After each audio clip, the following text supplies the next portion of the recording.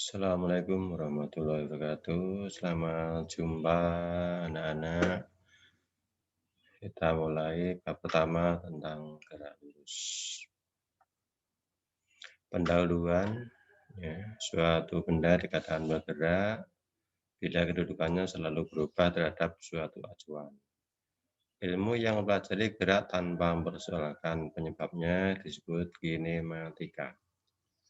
Untuk menghindari terjadinya kerumitan gerakan benda dapat didekati dengan analog gerak partikel atau benda titik. Gerak lurus disebut juga sebagai gerak satu dimensi. Nah, ini perbedaan perpindahan kecepatan dan percepatan. Perpindahan termasuk besaran vektor. Perubahan kedudukan benda dalam selang waktu tertentu tergantung sistem koordinat. Benda A berpindah ke benda B, posisi awal X1, posisi akhir X2. Perubahan kedudukannya X2 dikurangi X1. Catatan, jarak termasuk besaran skalar. Panjang lintasan sesungguhnya yang ditempuh oleh benda. Contoh, benda A bergerak ke benda B 5 meter dan kembali lagi ke titik A. Berapa perpindahannya atau jaraknya? Perpindahannya 0, jaraknya AB 5 meter, BA 5 meter, sehingga jaraknya adalah 10 meter. Kita lanjutkan. Sekarang kecepatan. Kecepatan bila benda melakukan waktu delta T untuk mengalami perbedaan delta X, maka kecepatan rata-ratanya perpindahan dibagi waktu yang diperlukan.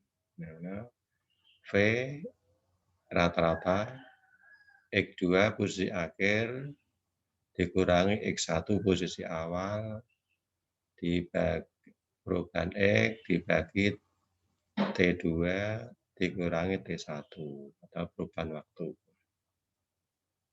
Ini bisa dilihat gambarnya. Sekarang kecepatan saat. Kecepatan rata-rata apabila selang waktu mendekati 0. Atau kecepatan pada suatu saat tertentu. Kita lanjutkan lagi. Catatan, kelajuan termasuk besaran skalar. Bila benda memerlukan waktu T untuk menempuh jarak X, maka kelajuan rata-ratanya jarak total yang ditempuh dibagi waktu yang diperlukan. Ini tidak mengenal hanya jaraknya dibagi waktu yang ada. Sekarang percepatan. Percepatan rata-rata adalah perubahan kecepatan per satuan waktu. Nah, ini rata-rata perubahan kecepatan per satuan waktu. Perubahan V, delta V dibagi delta T. Waktu itu waktu. Percepatan saat.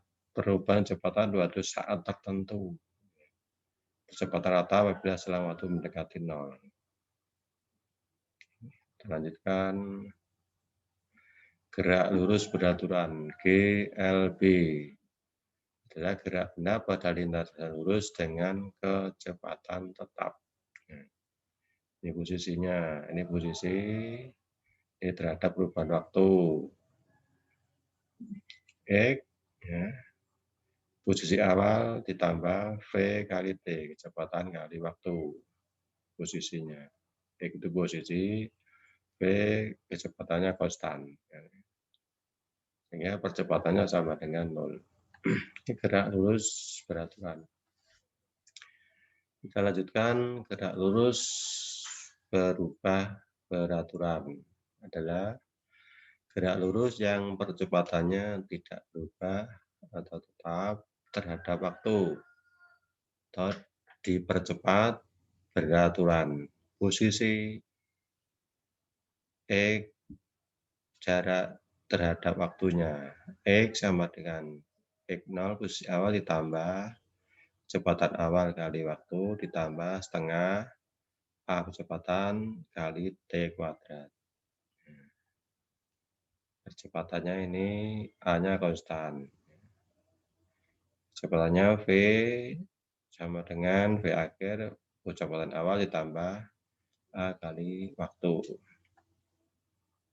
Nah, sekarang gerak jatuh bebas merupakan contoh dari gerak lurus berubah beraturan. Percepatan yang digunakan untuk benda jatuh bebas adalah percepatan gravitasi. Biasanya G sama dengan 9,8 meter per detik kuadrat. Sumbu koordinat yang dipakai adalah sumbu Y. V0 kurangi G kali T. G percepatan gravitasi. Y0 tambah V0 kali T min setengah GT kuadrat. V kuadrat sama dengan V0 kuadrat min 2G. Y min Y0. Hati-hati mengambil acuan. Arah ke atas positif, arah ke bawah negatif. Contoh soal. Sebuah mobil bergerak kecepatannya 27 km per jam. Kemudian dipercepat dengan percepatan 2 meter per sekon kuadrat. Hitunglah kecepatan mobil dan jarak yang ditempuhnya selama 5 detik setelah percepatan tersebut. Dijawab. Kecepatan awal 27 km per jam sama dengan 27.000 per 1 jamnya 3.600 sekon sama dengan 7,5 meter per sekon. X0 posisi awal sama dengan 0. Kecepatnya 2 meter per sekon kuadrat. Waktunya 5 sekon. Nah, ini yang diketahui. Kemudian kecepatan mobil V sama dengan V0 ditambah A kali T. V0-nya 7,5 ditambah A 2 meter per sekon kuadrat kalikan 5. Nah, ini 2 kali 5 ya. Kan 5 ini kali. Di 17,5 meter per sekon. Jarak yang ditempuh mobil X, X0 tambah VOT plus setengah AT kuadrat. Dihitung X0-nya 0, V0-nya ini 7,5 kali T-nya 5, setengah A-nya 2, T kuadratnya 5 kuadrat sehingga 262,5 meter. Nah, ini kita lanjutkan. Seorang pemain baseball melempar bola sepanjang sumbu Y dengan kecepatan awal 12 meter per sekon. Berapa waktu yang dibutuhkan bola untuk mencapai ketinggian maksimum dan berapa ketinggian maksimum yang dicapai bola tersebut.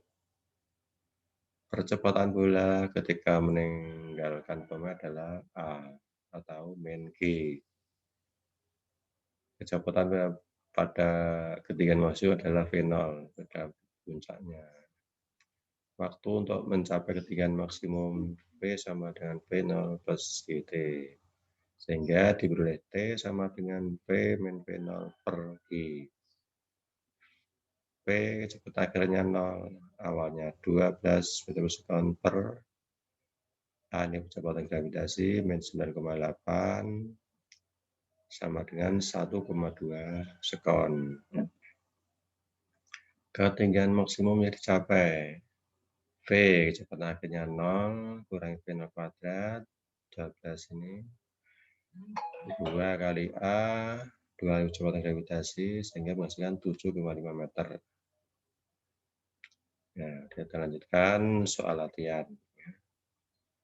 Silakan dikerjakan, dicatat di buku, di foto, dikirim ke WA. Silakan dicatat dan dikerjakan sesuai yang diperintahkan.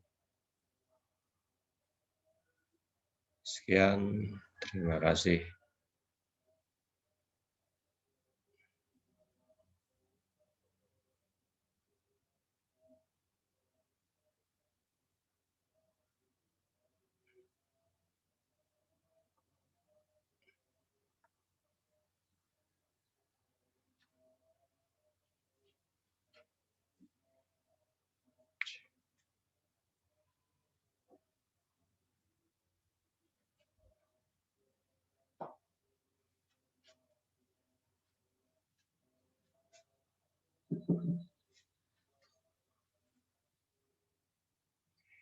Ini wis bar ya recording ini wis bar. Bacaan. Dipanjat nah recording. Oke dicipuk nah. Wis bar emang. Iki wis bar. Arep jipuk nah. Arep ini wis. Wis tak stop. Wis tak end. Oh, iki.